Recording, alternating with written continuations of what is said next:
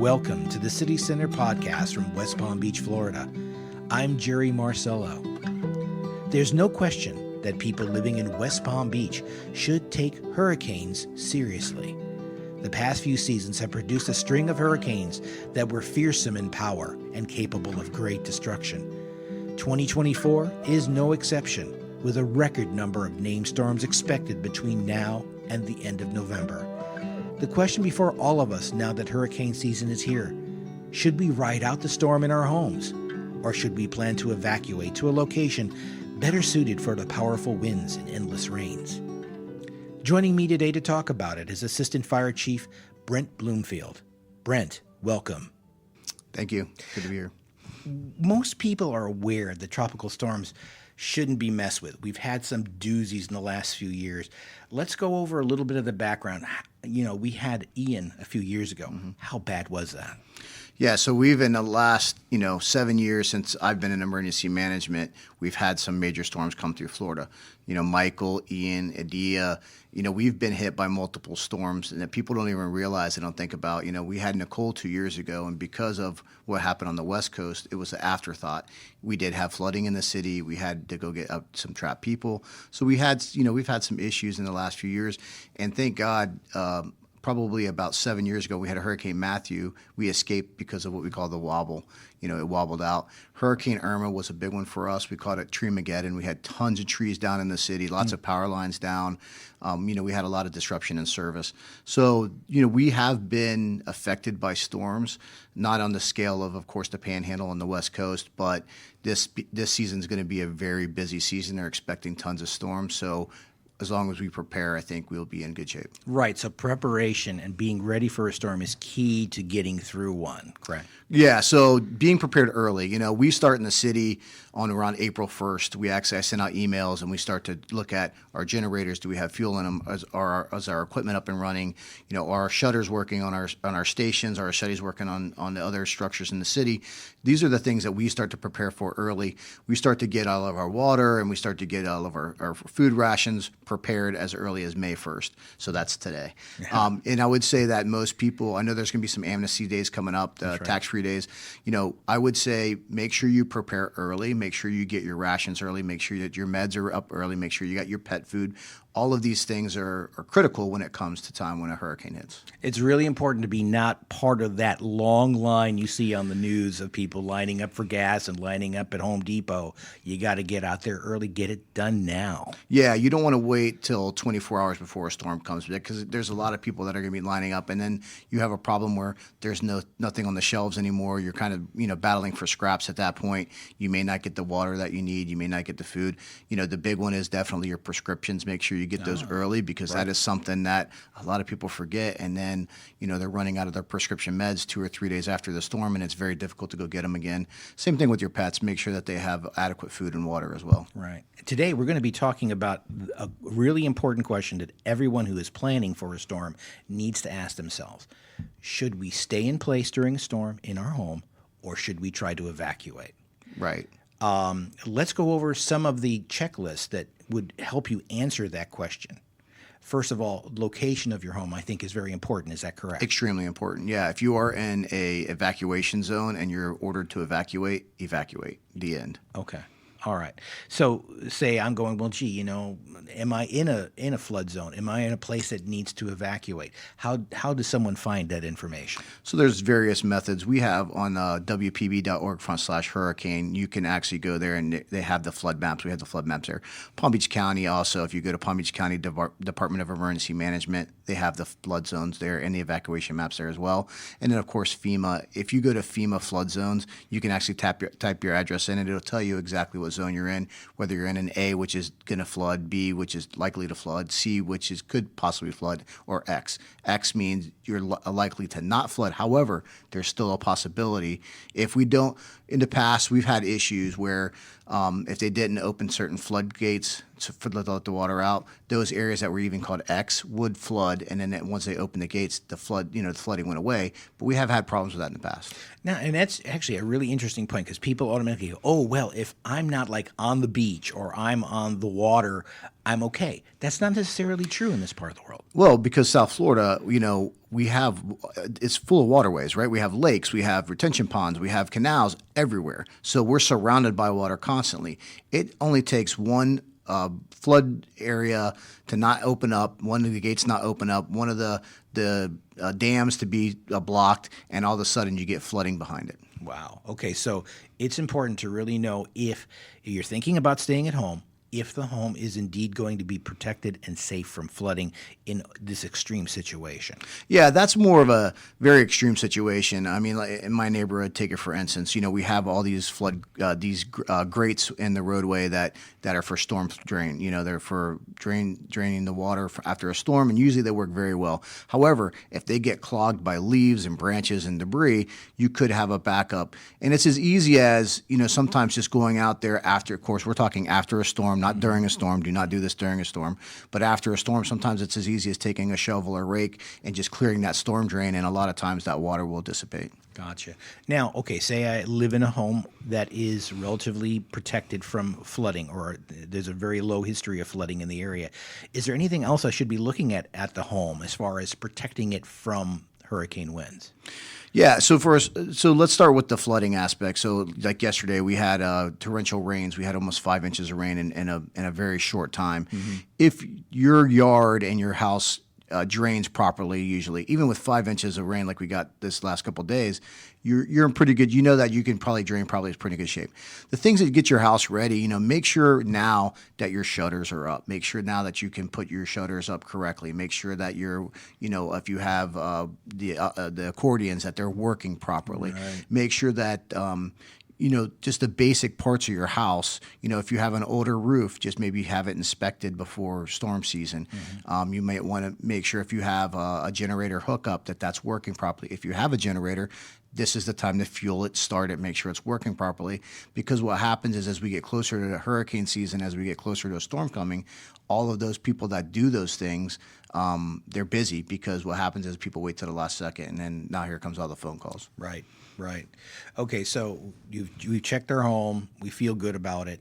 We've talked a little bit about making sure that we have the appropriate supplies. Now, do I need to have supplies for weeks and weeks, or how long?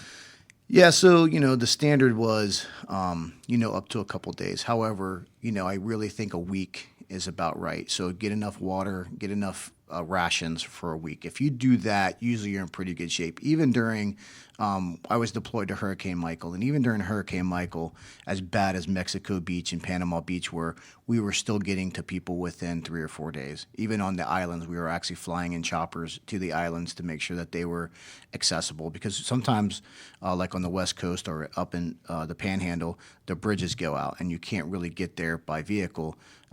Those usually are very evacuation areas, and you should evacuate. However, we did land choppers on those, and we did do searches on those islands even. So we were there within 3 or 4 days. I hate to say it in Florida, but it's almost old hat anymore. We became very good at hurricanes and about deployments and urban search and rescue post storm. I almost wish we weren't as good as we were, but we've had so many storms that we've become very good at it. Right. And so I would say a week, if you get 7 days worth of stuff, you should be in really, really good shape. And the best part about it is after hurricane season's over, have a little party. That's right. Now, you make a very good point in the fact that, unfortunately, we have gotten very, very good at post-storm rescue and recovery. What about in the middle of a storm? Say I'm in my house and things are really going bad for me. Is there someone I can turn to?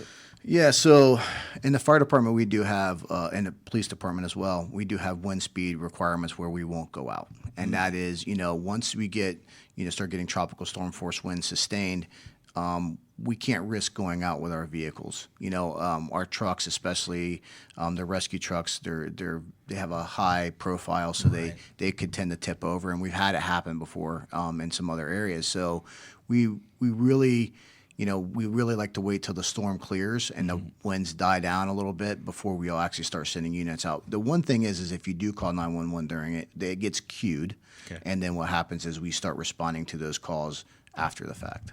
After the fact, but Yeah. during the event. But during the event, and I will tell you, for instance, we get a very strong storm that's, well over 120, 130 miles an hour, even, 160, 170 miles an hour.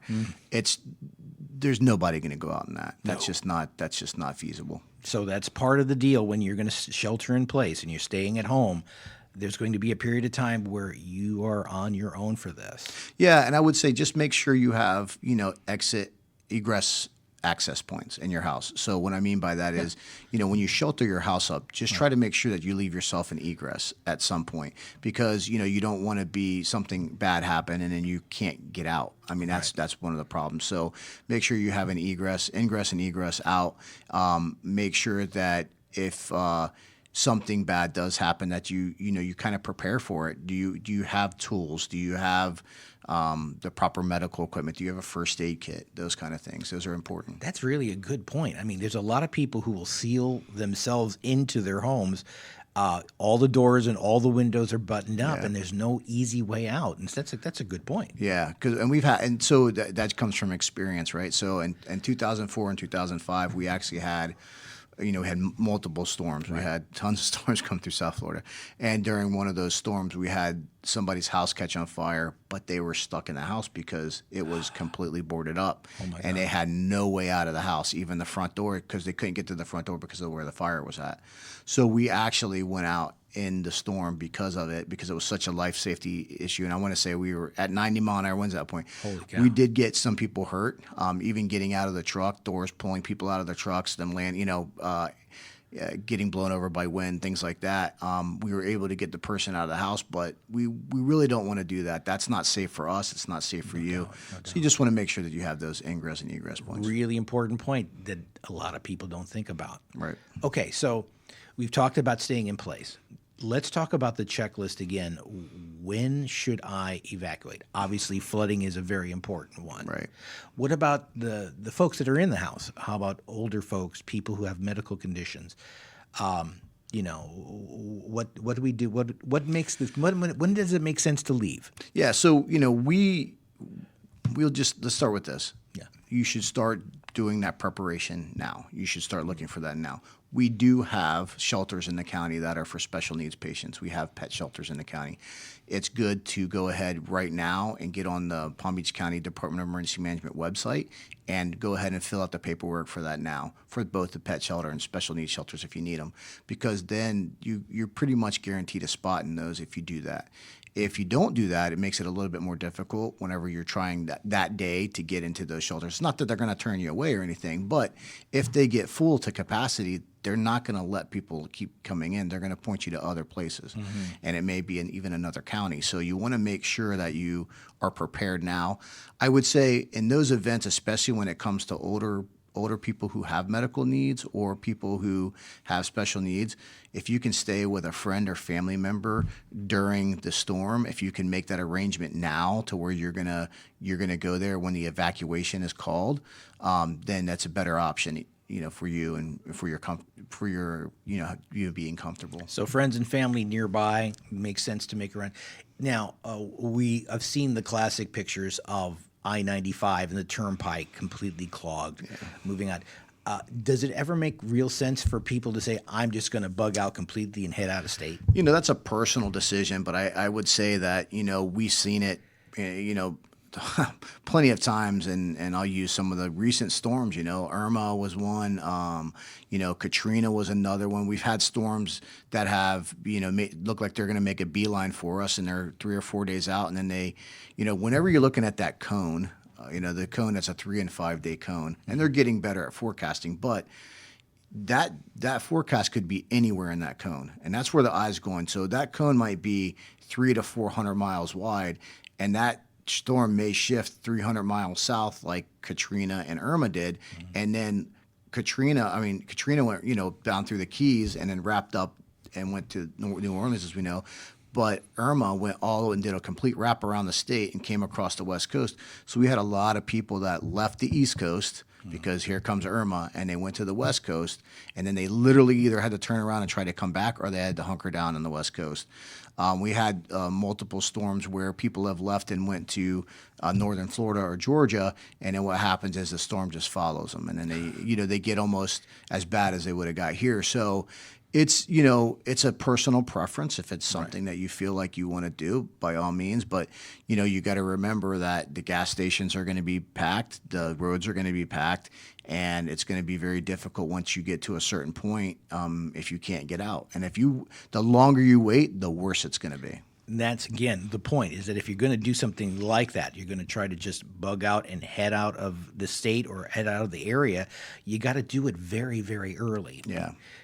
People are going to be looking at you funny as you're driving out of your neighborhood, but you are getting as far as ahead of the storm as possible. That's really key. Right. And I would say, like, if you knew you were going to be attacked by aliens in a week from now, would you stay or would you leave? And that's your personal preference. So if you're going to do that, you might want to leave a week early and not wait till the day of. Right. Now let's jump back to talking about shelters, because people are going, okay, well, I don't want to be driving around I-95. I've seen those films. I've seen those pictures. Sure.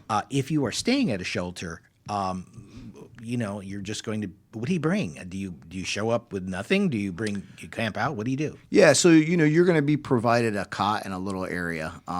Each area is very small. It's not a luxury apartment. You're definitely not going to go stay in a hotel, but it's a good option if you have nowhere else to go. And the part of that is you need to bring your prescriptions 100% for sure. Sure. You should try to bring some ration food and water. They will probably have some there. However, I wouldn't count on it 100% because there's a lot of people, and sometimes we can't get all the rations that we need to those facilities just yet. Sometimes it's after the storm where they start to come in. There are bathrooms there. However, it's a shared bathroom. It might be a couple hundred people. So, you might want to bring your own, soap and maybe some sandals if you're going to shower there. Yeah. Definitely bring, your own toothbrush and that kind of stuff. Probably, and your own sleeping stuff, like so a sheet, a pillow, that kind of thing. But don't expect that you're going to get any kind of luxury, treatment there. It's pretty much if you really don't have anywhere to go, shelter is the last resort. Right. So if you do take advantage of a shelter, first of all, you're going to have to know where you're going early if you have special needs, or you have to get in contact with a shelter that can handle pets of a certain type. All that type has to be done well ahead of time, and reservations have to be made ahead of time. Once you're there, you sort of have to get into the mindset by what you described. You're almost like camping indoors. Yeah, I mean, really, you get basically like a very small area, enough to fit a cot and maybe a foot or two on each side. And there's cots, there's hundreds of cots, and you're staying with hundreds of people, usually in like a gymnasium or a big open area. There's not a lot of privacy, but just be prepared for that, because we do have people show up and they get upset because they're having to stay in a huge room with other people, and they don't get a lot of good sleep, or they're having to share the bathrooms, and you just got to be prepared for that before you go. So the whole point of this conversation is that there are many options and decisions to be made, but it's important to make them early, well ahead of the storm. Yeah, I would say today, May 1st, should be your eyes open, getting ready for hurricane season. Right. We in the city, and me at my house this weekend, I will be firing up my generator. I will be making sure that the water's ordered. I will be making sure that we have enough peanut butter and jelly and stuff. And it's not for me because I'll be at work, but it's for my family so that I know that they're taken care of. So when I do go to work, I know that I can feel comfortable leaving them there. So let's go over again. Now, where can people find out information about flood zones and just hurricane preparedness? Yeah, so we have, of course, at WPB.org, which is the city's website, /hurricane. You can find all this information there. If you go to Palm Beach County Department of Emergency Management, they have the information there. And then FEMA has a lot of really good resources. If you look up FEMA hurricane or FEMA flood zones, you'll get all the information that we're speaking of. As we're heading into hurricane season 2024, what are the main points you would like to share with folks listening to this podcast today? Well, I think the biggest thing is being prepared. We have some standards, and when we look for like FEMA or we look at our preparedness here in the city, you want to make sure that you're prepared. You want to make sure that you're protected. You want to make sure that whenever you have any issues, you mitigate them early, and that you want to make sure that after it's all said and done, that you're able to recover easily. And if you have all the proper preparation in place early, you have your hurricane kit, you have your evacuation that you know that you're going to be getting out of the house. The other thing is, I would say if you have a house where you have multiple people living in the house, and if you have kids, you may want to have a meet point where if you do have to evacuate the house, you have somewhere you can go meet, whether it's, hey, we're going to meet at the fire hydrant that's 2 houses over, or whether we're going to meet, hey, we're going to go and jump in the car because that's maybe the only safe place we got left, or whatever it is. Make sure you have your preparation done now. Gotcha. Brent, thank you very much for your information today. You helped us getting ready for our hurricane season. Let's cross our fingers that we get another break this year, but we should be prepared for an active season. Yes, it's going to be a very active season. Colorado State University, who puts out, they are kind of the kings when it comes to these predictions, especially for hurricane season, and it's the most hurricanes that they've ever predicted. Wow. So it's going to be a very busy season, I believe. Let's hope for the best, prepare for the worst. Yeah, there you go. There you go. Brent, thank you very much for your time today. And thank you for listening to this podcast direct from City Hall in West Palm Beach, Florida. We hope you've enjoyed our conversation today. And if you did, please subscribe and let your friends know we're here. We also want to hear from you. Tell us what topics you want to know more about. Just drop us a note at podcast@WPB.org. The City Center Podcast is a production of the City of West Palm Beach Communications Department. I'm Jerry Marcello. We'll see you next time.